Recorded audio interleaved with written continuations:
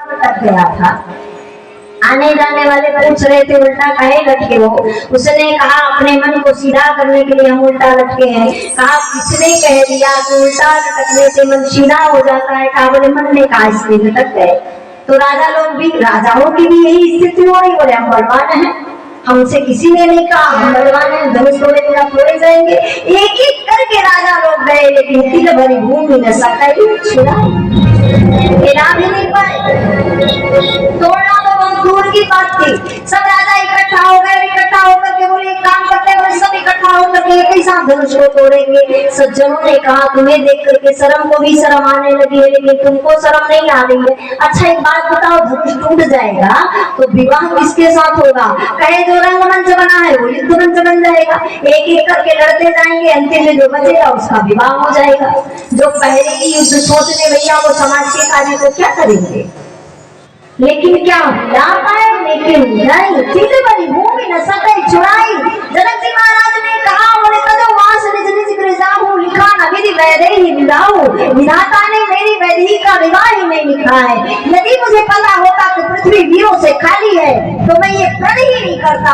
मैंने भूल की कि मैंने ये प्रण कर लिया। वीर विहीन मही मैं जानी, लखनलाल जी से रहा नहीं गया। खड़े हुए लखनलाल जी जनक जी की ओर देखे, न तो श्री लगाए न जी लगाए, सीधा बोले कही जनक जस अनुचित वाणी, विद्यमान रघुकुल जहाँ रघुकुल के मणि विराजमान है वहाँ ये कहा जा रहा है कि पृथ्वी वीरों से खाली है।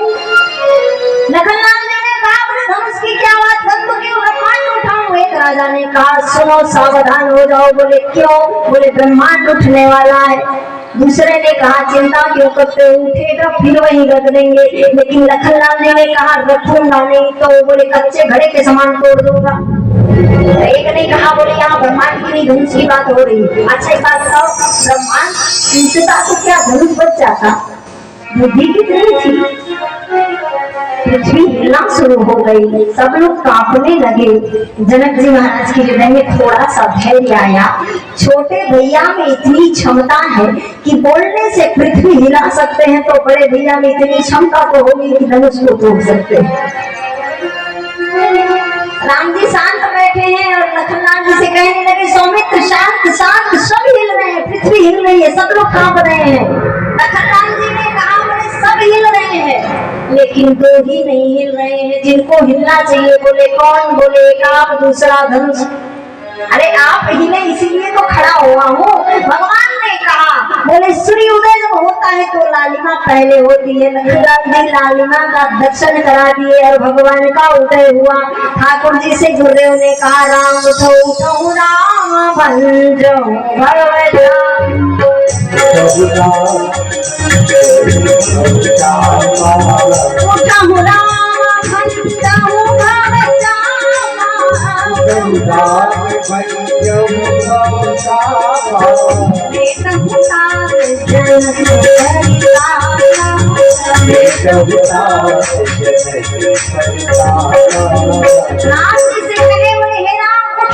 समय हो गया।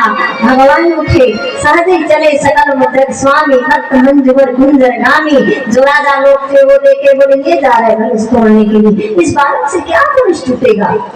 माँ को भी चिंता हुई। माँ ने कहा बोले राजा की बुद्धि किसने खराब कर दी? कम से कम उनको लोग समझाते तो सही, इन नन्हे से बालक क्या धनुष को तोड़ेगा? रावण बाण छुआ नहीं चापा, यहाँ बाणासुर आए, रावण आए, धनुष को हिला भी नहीं पाए, तो ये तो नन्हा सा बालक है।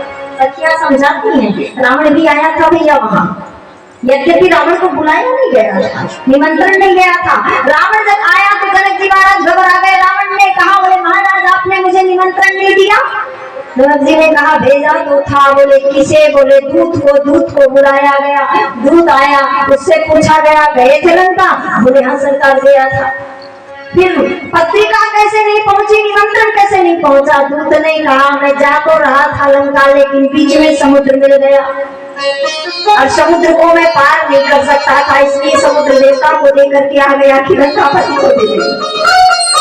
तो दुष्ट से निपटना है तो दिमाग भी तो लगाना पड़ता है। राम ने कहा अच्छा ये बात है तो हम समुद्र से मिल लेंगे। माँ ने समझाया और कहा बोले इनको कोई जाकर के समझाए तो सही। सखियों ने कहा बोले धैर्य में रखिए, चिंता मत कीजिए, ये दिखने में बड़े छोटे हैं लेकिन बड़े बड़े कार्य करके बैठे हैं। धीरे धीरे गए ठाकुर जी उदित उदय मंच पर रघुवर बाल पतन विकसे संत सरोज सब हंसे लोचन वृंद। ठाकुर जी मंच पे गए हैं, सब लोग देख रहे हैं। इधर जानकी जी बेचैन होते जा रही है और बार बार गौरी जी से प्रार्थना करती है, गणेश जी से प्रार्थना करती है, गणनायक वरदायक देवा हे गणेश देवता मैं आपसे प्रार्थना कर रही हूँ धनुष को हल्का कर दो। गणेश जी ने कहा मैं ही मिला था हल्का करने के लिए, मैं पूरे हल्का नहीं हूँ, धनुष को क्या हल्का करूंगा। किशोरी जी ने कहा आप हल्के नहीं हो कोई बात नहीं, लेकिन हल्का करने का गुण है आप में, यदि ये गुण नहीं होता तो चूहे की क्या स्थिति होती है सोच लीजिए। अंत में जानकी जी धनुष से प्रार्थना करके बोले धनुष हल्का हो जाओ। धनुष ने कहा बड़े समाज में हल्का हो जाऊं, ये कहाँ की बात है, इतने समाज इकट्ठा हुए मैं हल्का हो जाऊं। किशोरी जी ने कहा बोले मेरे लिए ना सही, मेरे रघुनाथ जी के लिए हल्के हो जाओ। धनुष ने कहा हो जाऊं लेकिन मापतौल तो होना चाहिए, कितना हल्का होना है।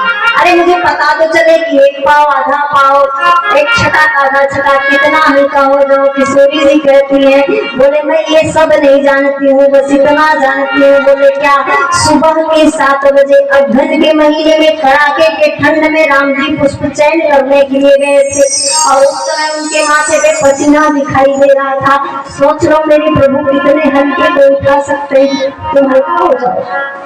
धनुष ने कहा बोले मेरी अंदर जड़ता भरी हुई है, कहाँ डालो। किशोरी जी कहती है बोले निज जड़ता लो गन पर डाली, जितने राजा बैठे सब जड़ हैं अपने जड़ता इनके ऊपर डाल दो, अब तुम हल्का हो जाओ। इधर गौरी जी से प्रार्थना करते हैं, धनुष से प्रार्थना करते हैं। राम जी देखे का वर्षा सब खुशी सुखाने समय चुप कुनी का पुस्ताने गुरु प्रणाम नहीं मन गिनना अति लाभो उठाई धन लीना लेत चढ़ावत खई चटकारे काम मला खा दे सब लोग वहाँ विराजमान है। किसी को नहीं पता कि राम जी धनुष को उठाए कैसे कैसे प्रशंसा चढ़ाए और उसी समय लखनलाल जी महाराज पृथ्वी को थाम करके खड़े हैं, दिक्पालों को सावधान कर रहे हैं। बोले सावधान हो जाओ धनुष टूटने वाली है। तेई क्षण राम मध्य धनुष तोड़ा, उसी समय भगवान धनुष को खंड में डाल दिए। बोलिए दूल्हे धनुष टूटा, बिजली कड़कने लगी, बादल गरजने लगे। इधर अस्ताचल में हिमालय में तपस्या करते हुए परशुराम जी का ध्यान भी टूट गया। तुरंत चले जनक नगरी की ओर, राम जी धनुष तोड़ दिए। सखियों से भेजा गया किशोरी जी को माला धारण कराने के लिए। जानकी जी धीरे धीरे आई और किशोरी जी माला धारण कराती हैं। समय नहीं है नहीं तो विस्तार से चर्चा करते, अब हमको मांगना पड़ रहा है। जानकी जी आकर के माला पहनाने का प्रयास करते लेकिन प्रेम व्रत पहनाए न जाए। हाथ उठाती तो जरूर है, राम जी झुकने वाले थे, तभी लखनलाल जी ने कहा बोले भैया इज्जत की सवाल है, आज बिल्कुल मत झुकिएगा, आज झुके तो जिंदगी भर झुकना पड़ेगा। राम जी अकड़ के खड़े हो गए। सखियों ने प्रार्थना किया और कहा बोले लाला झुक जाओ। राम जी अकड़ गए। सखियां बहुत कुछ बोलती हैं, कभी समय मिलेगा तो जरूर बताएंगे क्या बोले थे। भगवान अंतिम में वरमाला को धारण कराए क्योंकि झूठे ही गाना शुरू कर दिए। सखियों ने कहा हमने देखा। बोले क्या? बोले आश्चर्य की बात, बड़े भैया ने धनुष तोड़ दिया तो छोटे भैया को तो प्रणाम करना चाहिए। संकेत कर रहे मानो राम जी को झुका दीजिए। किशोरी जी कहती है बोले प्रभु को झुकाने के लिए बस एक ही व्यवस्था है। बोले क्या? भक्त में ही क्षमता होती है, इसलिए लखनलाल जी से कहे भैया आप ही कुछ करो। तो लखनलाल जी दंडवत प्रणाम किए। अब भरे सभा में छोटे भाई दंडवत प्रणाम करे तो बड़े भैया तो झुकेंगे। राम जी जैसे ही झुके तो सखियों ने कहा मौका अच्छा है, सीता माला पहना दो, सिर जय मान राम उसी समय किशोरी जी ने माला धारण करा दिया और जैसे उठाए लखनलाल जी को हृदय से लगाए तो वक्त स्थल पर स्पर्श हुआ। तो कहे बोले क्या हो गया? बोले यही करने के लिए तो जुटे थे, अन्यथा विनोद हुआ, हास परिहास हुआ, राजा को कुछ उल्टा सीधा कहना शुरू कर दिए। किशोरी जी अपनी माँ के पास आ गई, राम जी गुरु जी के पास आ गए। उसी समय परशुराम जी महाराज का आगमन हुआ। बहुत बार बीमार हुई, हम तो गत्वा परशुराम जी महाराज कहते हैं अनुचित कहे बहुत अनुचित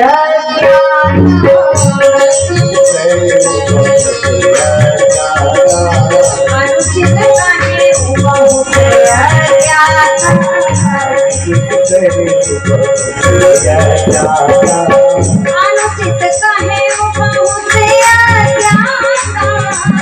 अनुचित कहे मंदिर जो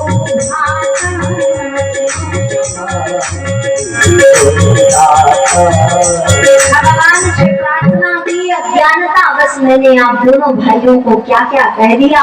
परशुराम जी पुनः तपस्या के लिए चले गए। इधर जो सज्जन राजा थे वो विवाह देखने के लिए रुके, और जो दुष्ट थे वो कहे बोले भैया परशुराम जी जिनके सामने टिके नहीं तो हमारी क्या औकात, वो लोग भी भाग गए।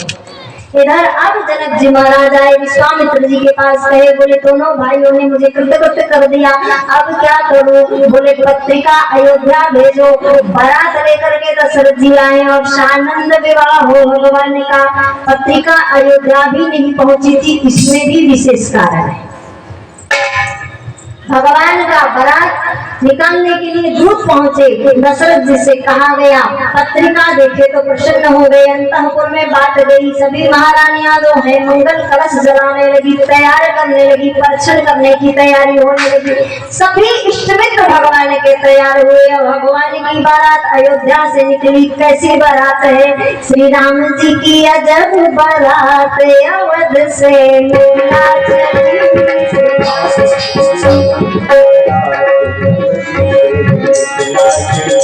श्री राम की अजब बारात अवध से